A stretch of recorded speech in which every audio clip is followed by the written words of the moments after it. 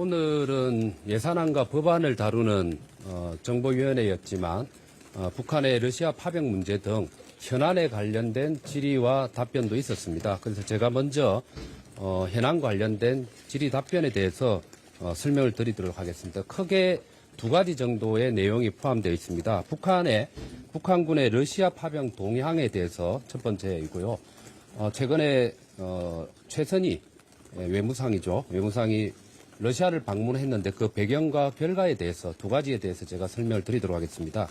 첫 번째로 북한군의 러시아 파병 동향과 관련해서는 11군단 병력 중심으로 구성된 북한 파병군 이미 언론에 나왔습니다만 1만 1,000여 명은 러시아 동북부에서 현지 적응 훈련을 마치고 10월 하순경에 쿠르스크로 이동 배치된 것으로 파악이 되고 있습니다. 그리고 현재 러시아의 공수여단이라든지 해병대에 배속되어서 전술 및 또 드론 대응 훈련을 받고 있고 일부는 전투에 참여한 것으로 파악이 되고 있습니다. 다만 지금 국정원은 또 북한군이 최전선 전투에 참여하기 시작한 만큼 사상자가 발생하고 있을 것으로 보고 구체적인 작전 수행 상황과 피해 규모를 파악하고 있는 중입니다. 그리고 일부 언론에서 투항이라든지 그리고 또 포로 이런 기사가 난 적이 있는데 그 부분에 대한 질문에 대해서도 포로나 투항 그리고 사상자 여부에 대해서는 사실관계가 상충하는 정보들이 많기 때문에 여기에 대해서는 정확한 파악을 하고 있는 중이다라는 답변을 했습니다. 그리고 이렇게 파병뿐만 아니고 또 한편으로는 군수 물자들을 추가적으로 지원 수출하고 있는 동향이 파악이 되었습니다.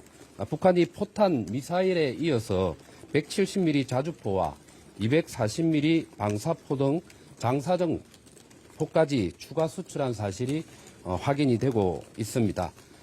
그리고 이들 무기들은 러시아가 기존에 사용하지 않는 그런 무기들이기 때문에 운용 교육이라든지 정비를 위해서 북한 병력도 함께 파견되었을 가능성이 높다라고 보고 있는 상황입니다. 그리고 최선희의 방러 배경 및 결과에 대해서 말씀을 드리도록 하겠습니다. 최선희는 10월 28일부터 11월 6일까지 상당히 좀 긴 기간입니다. 러시아를 방문해서 흔들림 없는 러시아와 북한 관계를 과시할 목적으로 방문한 것으로 파악을 하고 있습니다. 이번 방러 기간 중에는 러시아 북한 간의 첫 외무장관 전략 대화를 11월 1일 날 실시를 했고 이것은 신조약에 따른 전략적 협력 확대와 반미 연대 강화 문제를 협의하기 위해서 방문한 것으로 파악되고 있습니다. 특히 주목될 점은 러시아 측에서 최초에는 난색을 표명하던 푸틴과의 면담을 11월 4일 날 성사시켜냈는데 이것은 체류 일정을 하루 이틀 더 연장해 가면서까지 푸틴을 만나고자 했던 북한의 노력이 좀 돋보였고 그리고 휴일 날 만난 것으로 추측이 되는데 그 정도로 중요한 사안들이 논의되었을 것으로 분석이 되고 있고 세부 내용에 대해서는 파악을 지속적으로 하고 있는 상황입니다.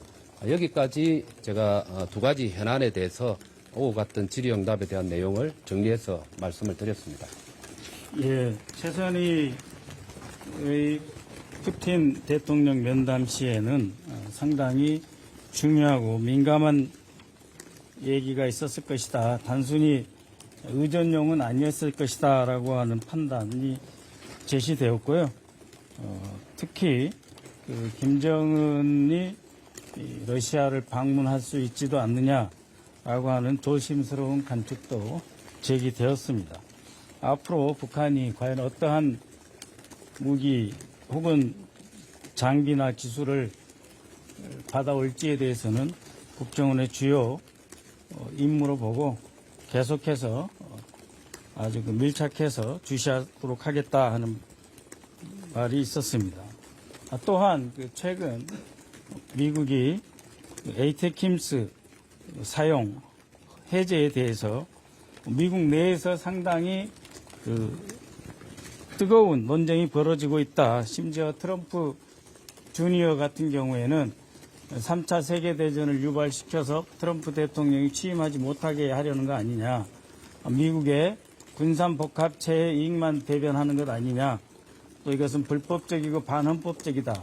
라고 하는 여러 가지 지적이 있는 것에 대한 국정원의 평가에 대한 질의가 있었고, 이에 대해서 국정원장은 외교안보적 측면도 있겠으나 그것보다는 정무적인 판단이 개입될 수도 있다라고 하는 점, 그리고 트럼프 신정부와 바이든 정권 사이에 우크라이나 문제를 처리함에 있어서 입장 차이가 있다는 것을 잘 알고 있고, 그 두 개의 입장 사이 속에서 균형을 잘 잡겠다, 이런 말도 있었습니다. 마찬가지로 북한의 크루스크를 비롯한 러시아에서의 군사 활동, 이런 것의 상당 부분이 우크라이나발 정보에 의해서 우리가 영향을 받고 심지어는 국민들이 오해도 할 수 있지 않느냐라고 하는 질문에 대해서는 우크라이나와 러시아 모두 현재 전쟁 상태에 있고, 두 나라는 모두 심리전과 선전전을 전개하고 있는 상태이다. 그렇기 때문에 일부 정보나 보도 내용이 사실과 다를 수 있다는 점은 충분히 인지하고 있으며, 우크라이나의 정보만이 아니라 여러 우방 국가의 정보, 우리의 자체 정보까지 종합해서 판단하고 있다라고 하는 태도를 보여주었습니다.